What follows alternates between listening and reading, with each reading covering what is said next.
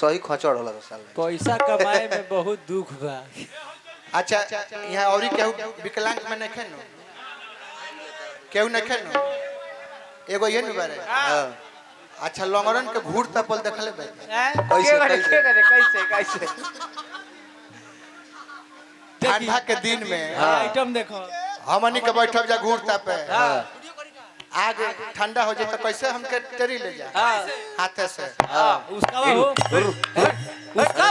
फिर आग नीचे आ जाए लकड़ी टेला तो नहीं लंगरा हाथे ना उसका कैसे सुखल की गोड़वा या लेके का है उजानता में सनसनियो ना हो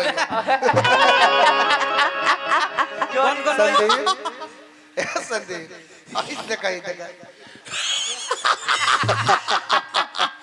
गनगनइबो ना करी उजानत तरह से कि गनगनइबो ना करी बड़ा मन मरले बारू ई पर संग ना गए थे हमारे रत्नेश भैया दुकान पर एगो बात कहले रहनिया कि अजीत भाई और वह सबके ढेर लोग जाने लगी खाली दोनों आदमी फालतू गावेला फालतू बोलेला तो ऐसा कुछ गा के जाए के हो कि लोग विचार बदल जाओ सब 5 मिनट संदीप ब्याह जी अपन गाना बजाना भरपूर कोशिश जमावे खातिर कोई नहीं है क के अपन हार के सुत गए लेकिन जमीन ना बाबा गा के लाड़ के थरी गिर जाते रे खत्म गा के हार के सुत गए लेकिन अब हमारा बस कब गो नहीं हां संदीप विमल भैया सबका अकेले भारी पड़ गए मोटका व्हाट्सएप बनी नो हमने के बबुआ बनी है के 5 मिनट में निकल दी हाँ हमरा व्हाट्सएप नंबर हमरा संदीप बाबू बनी यही पंचायत के नाम अब बाबू साहब भैया के नाम पर पुरस्कार दिले बनी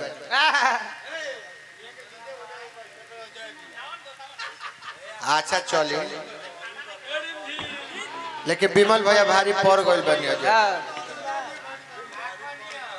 हाँ हाँ कहानी है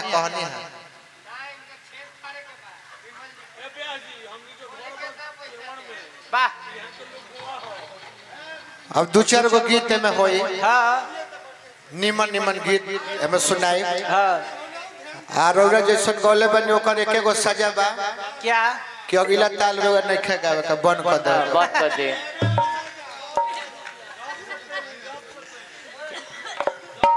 अगला ताल रौरा गावे लायक ब्याह से जकार्ता से गाड़ी मारा बाबा के परी एतिया सुखल गाड़ी तोरा कौन प्रसंग गावत रहले हम तो गरे नहीं रत्नेश भैया के यहाँ कृष्ण मरण जादव कुल के शिरोमणि जकरा के कहल जाला ओकर मरण का ओकर मरण सुना देनी जादव जी के द्वार ओ तरह के ना गाड़िए देहल बनता ना तरह के मारले बनता हम बहुत फेरा में पड़ गए फिर अब और कुर्सी हटा लो ना तो दिक्कत हो जाए कुर्सी हटा दी भैया तो ना तेने से तू पटक दो का दिक्कत बा गिर जाई चश्मा गोड़वे से टूटी उनका दिक्कत बुझाओ तो तू मार दो कुर्सियों ने दे शांति रहो फेर गिर चुकल बानी चारों तरफ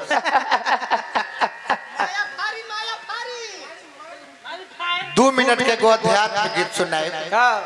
आ तब हमरा विमल भैया के देश में कि धो दिहलु लव सब डब से नहाए का सुखल घर का पेली उनका का खत्म हो गइल बाबू का छोड़ियो आज सतही लेकिन हमार लिखल नहीं के आज हम बताई आज तो बुझाई तो आज तो बुझाई कि कब पहुंचल जल गो नहीं राख ली हरि भगती के लाजे हरि जी जा अब तो भतीजा हमन के लगब न भतीजा हमन के हैं हाँ तब यहाँ के तब बबुआ हमने के भाई नहीं वो आज के मतलब ये भाई कि तू हवा मुखिया तो हवा तार द्वार पर कार्यक्रम है जिन ब्याह संगे उनके के पिया देवलन में मिल जाएगा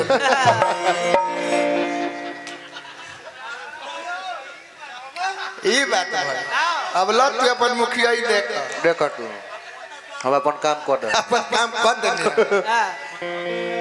अब ब्याह सो है मेरे अपन माल मार के टे अब उनको गनियो मार दे तुम करना बुझे कुछ सब लस करी तब आ कह तरह की कथा कहानी में कहले हैं हम जतना रुआ कहानी याद कैले हो कम न हम झाट जनी लोग कहानी याद करो लंड 20-25 बरिस से मार्केट में बनी न अब 5-7 बरिस में तो लोग कल्याण में मिला जनी अकेले गाओ ना कहानी गाओ जतना जने मार्केट में रह गाओ कहानी 20 बरिस से 5-7 बरिस में लोग हम ले भी तनी अकेले अभी ये लोग नहीं के बुझा तब एक उपाय संतु भैया का बता संगे लाड़ धारा के गवावत तनी जे खाली अब एगो उपाय बा जितना फालतू बोलत है का अब इनका के बात से बात नहीं खेल रहा ना एगो उपाय बा सुखल की टंगरिया दोनों उठा के आ तब पहले के बिना बैसाखी के घुमस बिहार में वाह भाई वाह तब बस की देवघर ना करे नहीं केदारनाथ डायरेक्ट जा वही को स्वास्तिक बना दो के कहल बीमल भैया कहल अब बताई यहाँ के लयदार बनी आ बीमल भैया के हितवा कहत है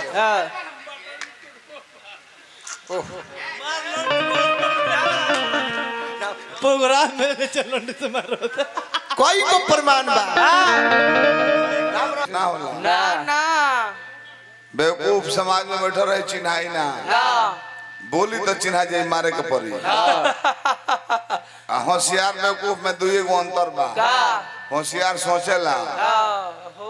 जन बात बोले जाता तरह के बोलब तो कैसा लगी तो कोई के ना दुख लगी सोच के चुपा जाए बेवकूफ टप दे कोनो बात बोल दी आ दू तबड़ मरबन तब सोची कि चाहत ना बोले देखो ना पिटा दे होशियार बेवकूफ प्रोग्राम ली ताके गा दी बेवकूफ फेल कर दी आ जब रूम में बंद कर जाए तब ओकरा बुझाई सुनील भैया चाहत लो ना ऐसा चाहत ना फेल करे के चलो हेलो बड़ा ही सुंदर ई समाज बा बहुत सुंदर अजीत के प्रसंग लोग सुन लेहल हो अबे से बड़ हम विद्वता के ना कहो ना इतना नहीं लगेगा न तो ये इतना बड़ बेवकूफ है का गोल बड़े कैसे पूछ बताई के याद नहीं नहीं के अब ये को दिक्कत चला छोटू ये तो खत्म कर जाला बाबू ए सार तू नहीं तो ठीक करो हेलो सिटी मत बनाओ दो हित होला भाई हमें हम लिखे कौन ना करबो ऐसे कि तू बहुत और बात बतल बड़ा जी का कहला है कुछ कलर लगा का जाने तार लोग याद नहीं तो हमरा याद होई नु लंगड़ा घोड़ के मत अपन से ये तो बताओ तो ले ये बताओ तो लेके लवण कैसे आगी तापेले सो हाथ है ना ना तो मौगा हाथ है टरले सो मर्दा गोले से टरले कि एड़ी मजबूत होला मुहे ना कर लो जी ना तारा ने मौगा में टरलो हां हाथ है ना टोइले ना ठीक बा गोड़वे लगा दीजिए गोड़वे से देख ली ले पहले अंगूठा का प्रयोग कर ले खा जेब तो ठीक बखा जेब खा जेब मौगा हो ब्यास ई नहीं कि मौगा देहाते में मारे मौगा ब्यासनो में मारे बाड़े 5 हट देबो अरे राम वो कोई सुखल है कुछ खाई खाई तो बाजा कहल तो रह जा संदीप भाई हमारे वार्ड साहब 100 रुपया पुरस्कार दिले बनी हार्दिक प्रणाम मित्र हम डायरेक्ट प्रसंग में चलो पहले चले के तो बाबूजी मोल बन हां तो जब दशरथ रण गावल जाला हां ना तो नहीं खई यार हां कृष्ण मरण उहो ने खे याद हाँ तो अपने बाबूजी के मरण गा देला ना तो साटा ना लिखल है अब तू आइल बड़ा दशरथ मरण में हाँ बाबूजी के मरण में केकर मरण गौला हो के कर लड़का के मुड़ी पर चिरात रहे लड़का के मुहल बाड़ा से लड़का के मुड़ी पर एगो लड़का बोला कि आरा चिरत हो हाँ मुड़ी में से खून निकलल हो ना निकलल हो ना और वो लड़का तरनचनिया में हल्का खून बिक दी तो खून बिक देते ढोत रहो अब लेके ला फरवाई ऐसा प्रसंग हो चाहे लड़का का मुंह ये लड़का का मत बाबूजी के मुंह में राम प्रसंग हो तो कृष्ण मरण गो तो दशरथ मरण गो तो बाकी का करबो का करबो नए नए लड़कों से जोड़ी बनावल जाता है हाँ अब लोग के सिखावता सिखावता न सिखाइबो हाँ हम तरह के प्रसंग को 5 मिनट सुनावता इतना नहीं देखो तार गाड़ी ना फट गल तो कहियो कहियो अपन समाज देख तरह ध्यान दो। ओ समय के बात बा आज यदुवंश परिवार में जुटल बन गया तो यदुवंश के नायक के रहे के भगवान कृष्ण हाँ हमू है सुनाई सुनाई कि कृष्ण जी अपन शरीर कैसे त्यागले हाँ ए लोग के कैसे त्यागले हे लइकन जसना गाइबे ना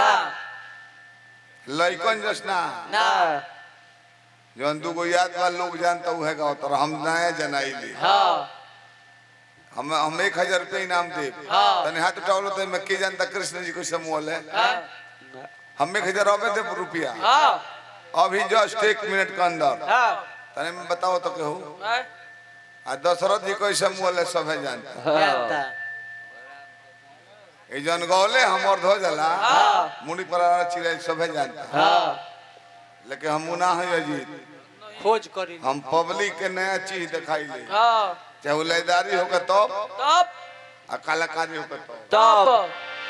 हई बैठल वाला फागू बा का पोता हमें ये तो बिगड़ा है ये हई नीचे वा एगो फ्रूटी दे दबो पर सेकेंड्स पोते हो लगे अगला दिन हम नहीं में आज बजावे कोई को हम ही बजाए जबरदस्त हम जनी की पार्टी देले बल्ले कही हाँ बाद में पता लगा सुमितवा के 1200 लगल बा हाँ 400 सुमी ए जी संजीव से ले ले बा 400 बाकी बा जीत के आई चीखने में हरान बा पपीता ले हम 200 रिमझिम से दूसरा रिम जी में गूगल पे बाबू ये ब्राह्मण नहीं है ये ब्राह्मण है चुतिया वाला यारों पर राज भोगने वाला मान गई नहीं भैया के मान कर मान गई नहीं आज तो मान लो हम कितना दिन पहले मान ले तेल के भी हमने के सब व्यवस्था बा पांडवों को विजेता बनाया हमारे पिता कृष्ण ने उसके बाद भी हम यदुवंशियों की पूजा नहीं हो रही है तुक्ष ब्राह्मण तुक्ष ब्राह्मण सलाह इन लोगों का पैर पकड़ के लोग पूजा कर रहे हैं क्यों क्यों बोलो अगर क्वालिटी होगी तो पूजा होगी ना तो 4 लोग को मार के बिगाड़ दे बिगाड़ दे अरे जाके भाग नहीं है सोना अच्छा भैया लोग कहला तुलसी बाबा शिष्टाचार में लिखल है कि राम कृष्ण के युद्ध चलते रहे चाहे राम के रावण के युद्ध चलते रहे अच्छा रुआ बताइए अभी लड़ाई होता हिंदुस्तान पाकिस्तान के तो सभ्यता में होला ना जब राम रावण के युद्ध चल तो कौन भाषा में चलते हुई कब ना अरे बहन का रक्षा छोड़ तो सारे बानर छोड़ ओ भाई कार्यक्रम खुद सोची चुलती बाबा शिष्टाचार में लिख ले न तो ये ना तो कि अरे तारी बहन का रक्षा छोड़ तो कहे सारे बानर छोड़ लो ये भाषा में होता है बाकी शिष्टाचार में लिख ले ऐसे शिष्टाचार में गावल जाला बाबू साहब मुखिया जी 500 रुपया पुरस्कार गलती को नहीं बाबा जी तुक्ष ब्राह्मण अब रावण बाबा रहले तो बंधनम का निमन को था ये न तारी बहन के बाबा चोदो तने सीता जी के सरल बड़े सरवा तो नहीं ना लौटे बे तो बरा होता है फालतू भाषा बाकी तुलसी बाबा सर याद है हां निमन भाषा में लिख ले आज वो क्रिकेट होला हिंदुस्तान पाकिस्तान के अरे सब सुन ले बनी हां पाकिस्तान वाला छक्का मारी हिंदुस्तान वाला का कहले तो अरे सारा तारा बहन का चोदो तो नहीं मार दला छक्का अच्छा होला कि नहीं होला होला होला बाकी ओकरा का शरीर होला बल तुलसी बाबा वही महाभारत में भी जब भगवान कृष्ण कलिका शाम कल करी सारी देख ले तो कल करी है तो बबुआ चिन्ह ताम रखे कम कृष्ण कलिका है मेहरारू बन जा बन जा यार लो मेहरारू बना दिल के करा के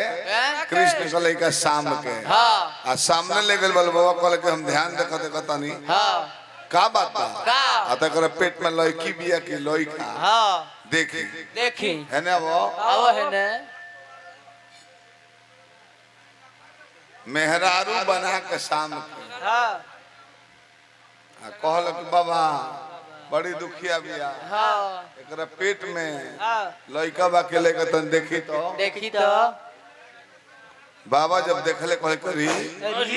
ये तो कृष्ण का लइका क्रोधित हो गईले कहले कि लड़को आज निम्ना घर में होता दल बड़ा सौ जदवंशी खानदान के होके हमारे प्रतीक्षा का प्रमाण लेने आए हो तो जा हम तुझे श्राप देते हैं तेरे पेट से लोहे का मुसलखंड पैदा होगा जो तुम्हारे 3 वंशज के नाश का कारण होगा जा यही से मुंह बस ऐसे कुल को बस तब बुद्धि खुलेला किलो रहले के बाद धन जब हो जाए तो आ ज्ञान खुलेला हमार बरोबरी ना करब ना जमींदार के बरोबरी लॉटरी खेले वाला ना कर लो लॉटरी खेलबो 1-2 लाख पड़ जाई तर जितना परल होई उतना हमार दाखिल खर्च करे में लगा कितना फी बनी जाए ए संगीत के मैटर में लय आई हम ना बोलिले कि छोट भाई है वो चलता ना तो तू के हो हमरा से वंचित अजीत के हमें के क्या हो जे कमलवास के जीवन भर अपना अंडर में रख राम रे शर्म लागल कुछ ना हो कुछ ना 0 पॉइंट फुलौना जान कर रात भर खेली ले तू गरिया देबो बोल देबो लंगड़ा कह देबो अनहारा कह देबो हाउ वीडियो कॉल करते रहने जनिया कि लंगड़ा कोने नहीं बा लंगड़ा कोने ना रहलो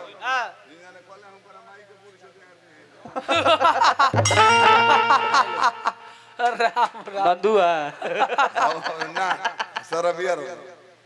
तो आइले नहीं के ओकरा मतलब हाई बेटा हमारा ऐसा ना ना सोनू खन के वो कॉल है कि लंगड़ो नहीं बा उनका डर रहलो कि आइल बता माता जी के बहिष्कार मत करे डॉक्टर साहब आइल बड़े ये कहला सा ओह मर जा सारे बाबू तने के 1200 डॉक्टर मान गए बने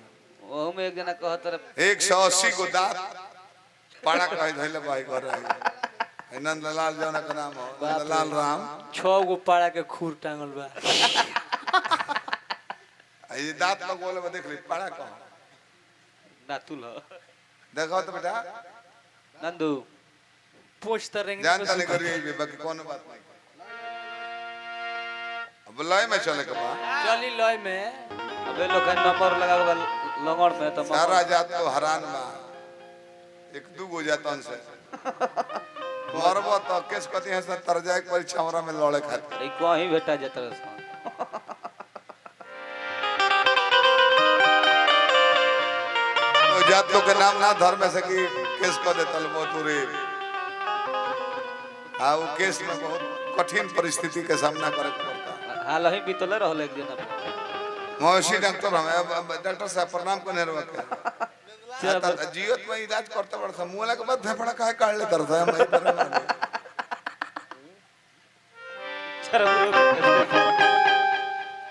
एक अनियो में दोष नहीं है का करम भगवान कहला इतना ना अहित में हुजूर बड़ा एक तरह के भैंस मर के लेके दे टांग के आओ ये हमें मौसी डॉक्टर चर्म रोग स्पेशल आगे बढ़े काम अब हम कान पीछे पड़ता नहीं हम